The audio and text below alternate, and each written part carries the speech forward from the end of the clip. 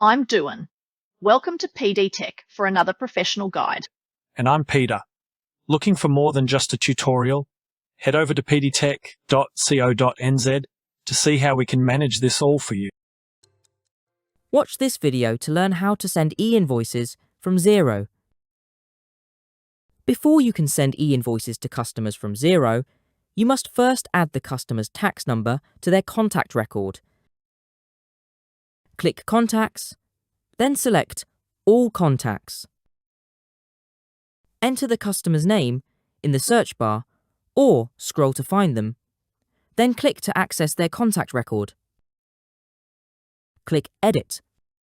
Click Financial Details to skip to that section of the contact record. Enter the relevant tax number in the Tax ID number field. Click Save and Close. Now you've entered the required tax number, you can invoice your customer via e-invoicing. Use the plus icon and choose Invoice to create a new invoice. Enter the customer name in the contact field and select the customer. If you're a Singapore business, you'll need to enter your customer's Payroll ID, followed by @invoice.c and replace the colon with a hyphen. Complete the invoice details. If your customer is a government agency or large enterprise, they might have asked you to include additional information in the reference field. To attach a file, click Attach Files, then Upload Files. Select Include with Online Invoice under the name of the file.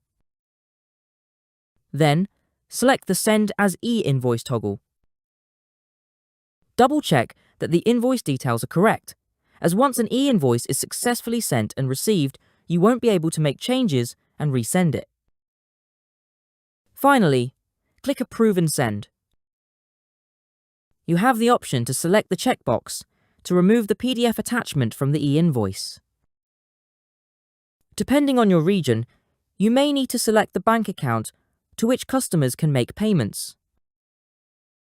Click Send to send the e-invoice to your customer. Now you're ready to send e-invoices from Xero.